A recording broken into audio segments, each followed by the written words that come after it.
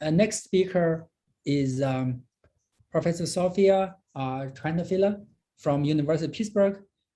She's currently a assistant professor in Department of Biomedical Informatics at the University of Pittsburgh. And Sofia had done a lot of interesting research regarding how to do causal discovery from multiple data sets and how to leverage both observational and interventional data for causal discovery and inference. And today, basically, Sofia will talk about how to combine the experimental and the personalized and observational data for personalized causal prediction. So Sofia, could you share your screen? Yes, so thank you for the invite. My talk is much more boring, I guess, than Clark's talk, but and more technical. Okay, wait a minute. Sorry, I'm trying to share my screen. Okay. Maybe you need to enable me. You are already co-host, so we can just share screen. Click on share screen. I think you can. It gives me some advanced sharing options, and I cannot. You are co-host, so if you click on share screen, what it shows, it has it opens a box that says who can share, only host or all participants, and then who can start sharing when someone else is sharing, and it says only host. So I cannot. Host. Oh, your previously co-host could. Okay. So I don't know, the host. I don't know who is in charge of this technical thing. Could you check what happened? Sofia has been made a host. The host can. Okay, now I can. Already, now I can share. okay. Now I can share. Sorry. Yeah. Okay. Great. Okay. Okay. Thank you. So, Actually, she was already co-host. Yeah. Please, Sofia. Yeah. Wait a minute. I need to. Sorry, I'm terrible at this. Apparently.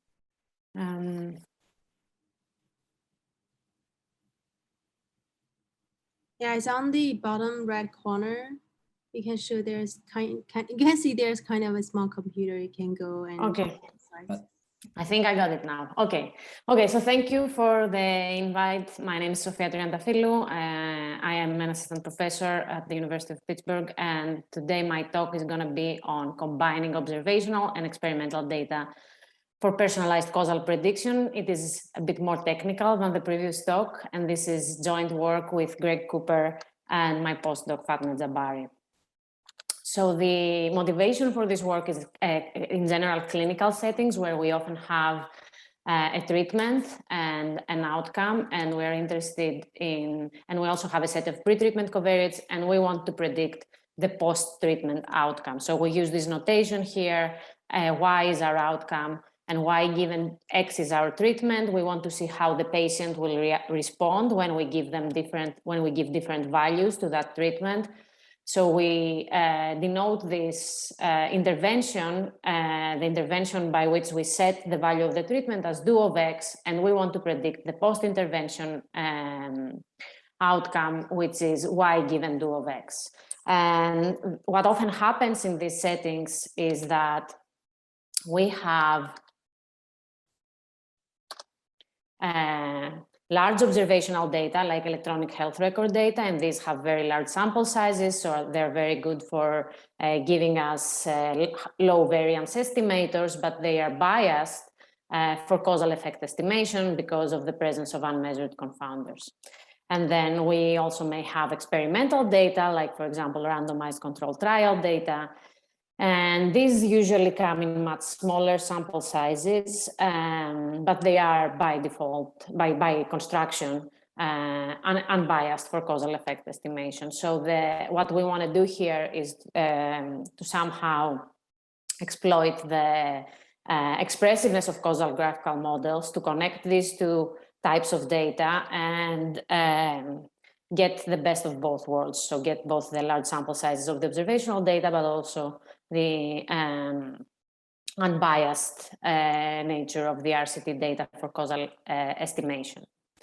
So one example of so particularly in this example, we're mostly concerned about predicting post-intervention outcomes, specifically identifying the optimal set of features for predicting post-intervention outcomes. So one example that we could have is that we have, let's say, we are in a critical care setting and we have sepsis patients and we want to predict their chance of dying in the hospital, essentially, if we give them steroids or if we don't give them steroids. So in this case, we have our treatment, which is steroids, which I use the letter X to denote it. And then the outcome that we're interested in is Y, or in-hospital mortality.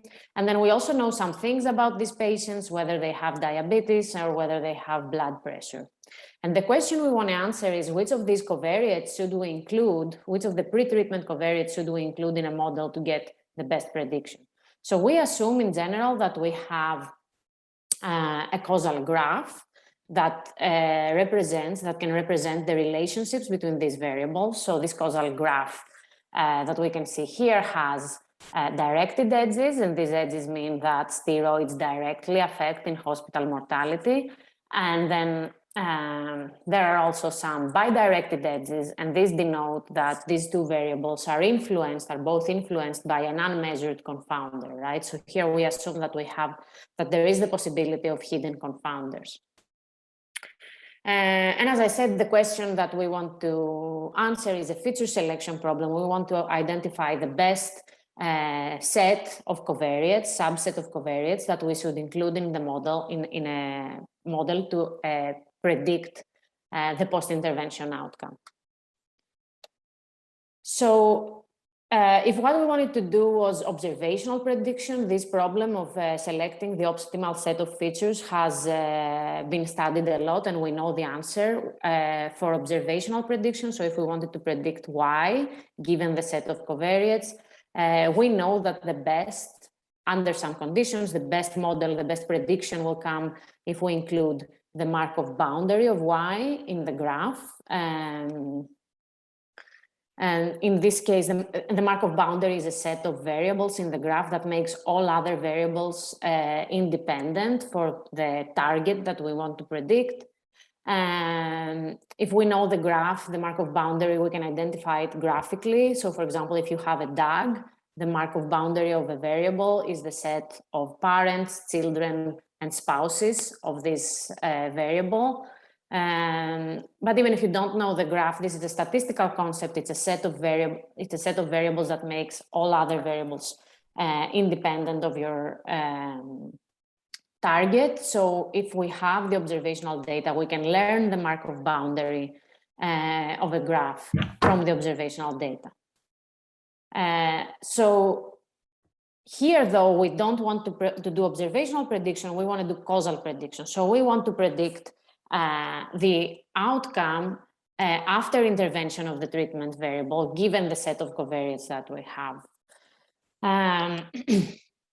So using the theory of causal graphical models, if we know the causal graph, if this is the graph that describes the observational distribution, the distribution by which we get our observational data, then the intervention, after we perform the intervention, the distribution will be consistent with a different type of graph, which we call the intervention graph. And in this graph, we have all of the variables that are incoming into the treatment variable are removed. And this is the do operator, and it signifies that when you set the value of the treatment, the other covariates no longer influence this treatment. It's just based on your decision, on your intervention. So when the observational distribution comes from a causal graph G, the interventional distribution the post-intervention distribution comes from a causal graph GX, which we can obtain from the original graph G by removing all the edges into the treatment variable. So since we want to predict the post-intervention outcome, and we know that the post-intervention outcome, the distribution of the post-intervention outcome comes from this intervention graph, The answer to our question, which is which of the pretreatment covariates should we include in a model to get the optimal prediction for the post-intervention outcome, is what we call the interventional Markov boundary, which is the Markov boundary of this outcome in the intervention graph. And this essentially is the minimal set of variables that makes all other variables irrelevant for predicting the post-intervention outcome. So in this example, the post-intervention, the interventional Markov boundary for Y is X, steroids, diabetes, and blood pressure. And this is the entire covariate space in this example. But if we had some other variables that were more far away in the graph, they wouldn't be included in the interventional Markov boundary. So how do we learn the interventional Markov boundary? If we know the causal graph, the observational causal graph, then we can perform the manipulation of X, the intervention on X, and obtain the intervention graph. And then we can identify the Markov boundary in the intervention graph. And if we have experimental data that sample the post-intervention distribution, then we can use Markov boundary algorithms on this data to identify the interventional Markov boundary. One slight problem there is that typically these methods, because they are methods that use conditional independence tests or something similar, they require large sample sizes. And very often the problem with randomized controlled trials is that the sample sizes are quite small. And then if we only have observational data, we can not always learn the interventional Markov boundary because the observational data are consistent with multiple different observational graphs, which in turn will lead to different interventional graphs. And then the interventional Markov boundary is not identifiable. So we need experimental data to learn to uniquely identify the interventional Markov boundary. So what happens when we only have observational data? Let's say we don't have experimental data at all. So then what happens is that not every conditional, post-interventional conditional probability is identifiable from the observational distribution. So sometimes there are post-intervention probabilities that you cannot identify from the observational distribution, right? So here, for example, if we have this graph, we can estimate the probability of in-hospital mortality given due of steroids and given that we know a person's blood pressure, but we cannot also condition on diabetes, because if we condition on both of them, we open a backdoor path, and this makes the probability of Y given due of X and blood pressure and diabetes not identifiable. So when we only have observational data, sometimes we may not be able to identify essentially the probability of the post-intervention outcome given the IMB. Even if we knew the graph and we could identify the IMB, it's not necessary that we're going to be able to identify the probability of the post-intervention outcome given the IMB. So when we only have observational data, we still may want to answer which of the observed pretreatment covariates we should include in a model to get the best prediction. And the answer to this question, we introduced the concept of a causal Markov boundary. So a causal Markov boundary is a set such that the post-intervention outcome given the causal Markov boundary is something that we can identify from observational data. And then in addition, the set has to be minimal. So essentially we cannot remove any variables and still get the same result. And it also has to be maximally informative for the post-intervention outcome. So the properties that make the causal Markov boundary, essentially the causal Markov boundary is the best model, the best set of features that we can get from our covariates such that we have identifiability. So the properties we want this set to have is that variables that are not in Z, that are not in this set, are either redundant for predicting the post-intervention outcome, or they lead to non-identifiability. So we cannot include anything more in this set that is informative for our post-intervention outcome without making it non-identifiable from observational data. And then we also cannot remove a variable without losing some information. Okay, so in this example, the causal Markov boundary for Y with respect to X, because the causal Markov boundary has to do with a specific treatment, consists of steroids and blood pressure. Because if this leads to an identifiable model for the post-intervention treatment, and we cannot include any more variables, which in this case is diabetes, without leading to non-identifiability. So we have done some work on some properties of the causal Markov boundaries. And so, for example, we have found that the causal Markov boundaries are not unique. You can, in fact, have some weird patterns like this, where you can essentially, if you condition on A and D, then you cannot include any of these other two variables. And then if you condition on B and C, you cannot include any of these other two variables, but these are both causal Markov boundaries. They both satisfy these three properties that we want the causal Markov boundaries to have.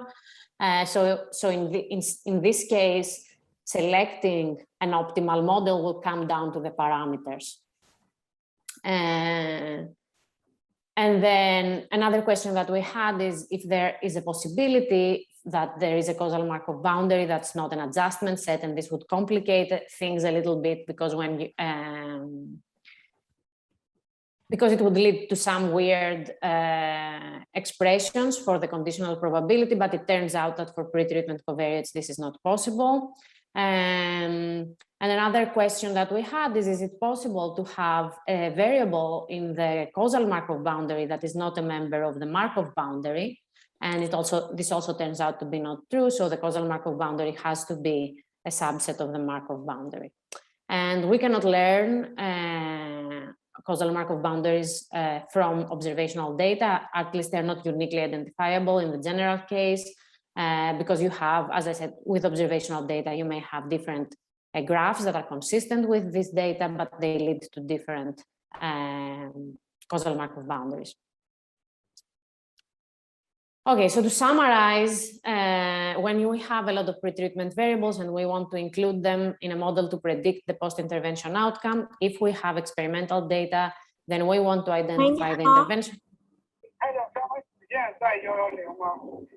Okay, then we want to identify the interventional Markov boundary, and this is something that we can do using Markov boundary algorithms. The downside is that usually the sample sizes are pretty limited. And then if we have observational data, then the answer to our problem, the set of features that we want to identify, is the causal Markov boundary, and this requires that we know the causal graph. And on the other hand, if we do know the causal graph, then we have a large sample size to get this estimate. So it will, we will end up with a very low variance estimate. So now we want to combine these two situations, and we want to see how we can exploit this connection between the interventional and the causal Markov boundaries if we have both observational and experimental data. And what it comes down to is that when we have both observational and experimental data, right?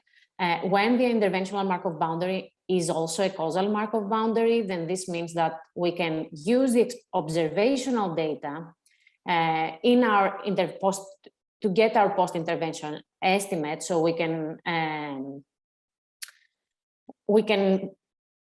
this estimator is the same, this probability, the probability of Y given do of X and the interventional Markov boundary is the same as the observational probability of Y given X and the interventional Markov boundary. So we can use the observational estimate and the experimental estimate and combine them to get a better estimator.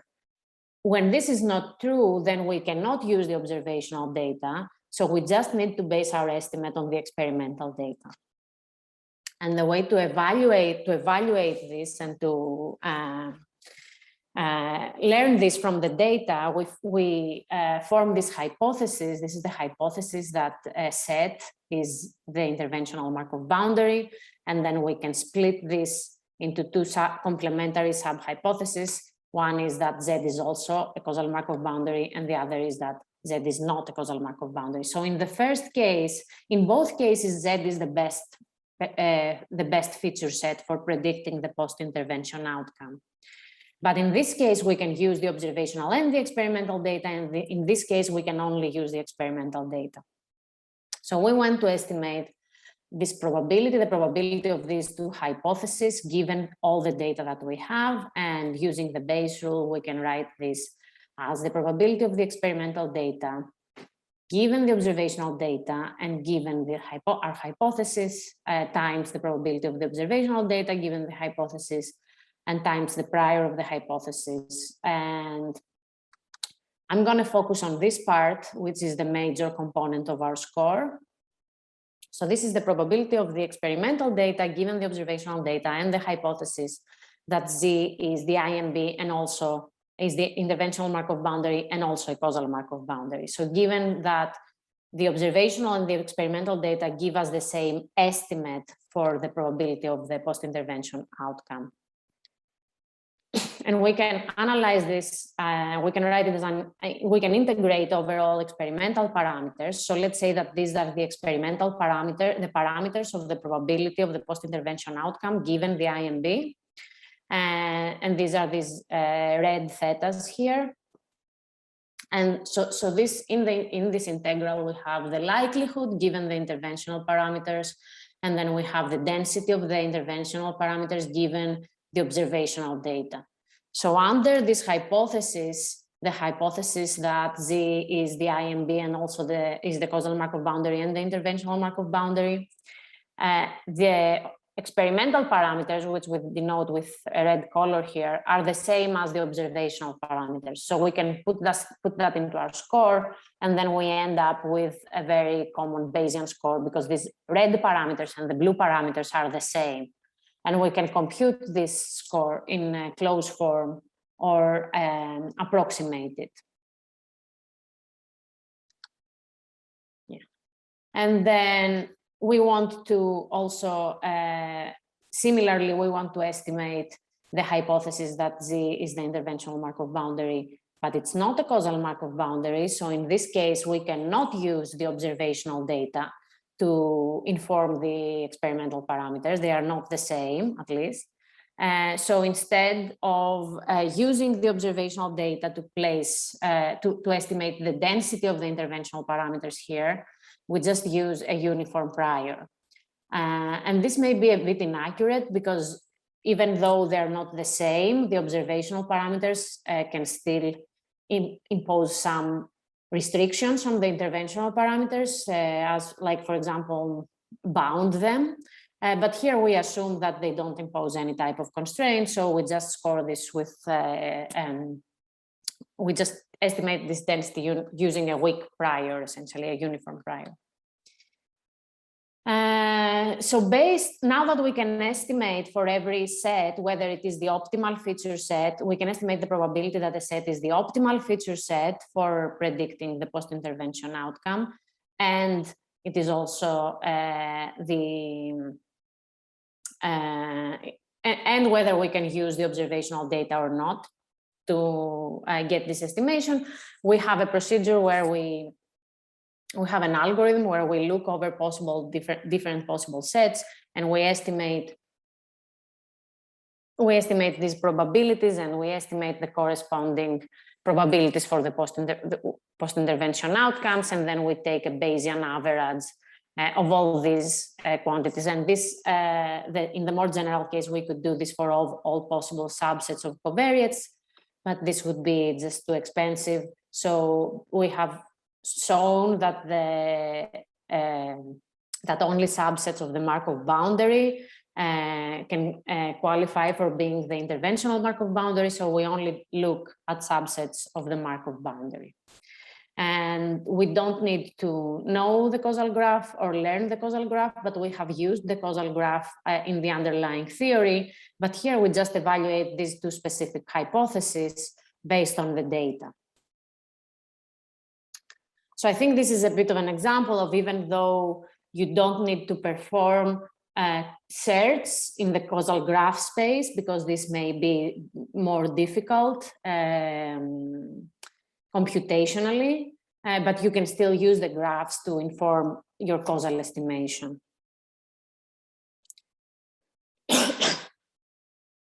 So we have compared our method for combining observational and experimental data against using just the experimental data or using just the observational data, and assuming that the assumptions that make observational data suitable for, so essentially assuming that there are no latent confounders, which is a very common way of estimating causal effects in the literature. And then we have also compared against combining observational and experimental data, but doing causal graph search and then identifying the graph and then identifying the interventional Markov boundary. Because in this case, when you have both observational and experimental data, it turns out that the interventional Markov boundary is identifiable from this by combining this data. And we have found, so these here are for different sample sizes of the experimental data, 100, 200, or 1,000, and this is the absolute bias of your estimation, so the lower the better. And we find that our method significantly improves the prediction of the post-intervention outcomes. So to conclude, I think the conclusion of this talk is that causal graphs connect the observational and the post-intervention distribution, and we can exploit this connection to improve estimators and learn features of the causal graph, if not the entire causal graph. And then we have done some additional work on this space on combining large observational data with published experimental results, published RCT findings, where you don't have the entire raw data set, but you have an effect estimate, and you also have marginal distributions of the covariates, and you may have selection bias, so you need to deal with that. And then we also want to extend these methods to, for the most part, we have implemented these methods for distributions for cases where you have closed form posteriors, but we want to extend it to mixed data and ordinal data, and to actually apply it on embedded clinical trials, which is a large part of the motivation for this work. So thank you. I hope I didn't go over time. Perfect. Thank you very much, Sofia.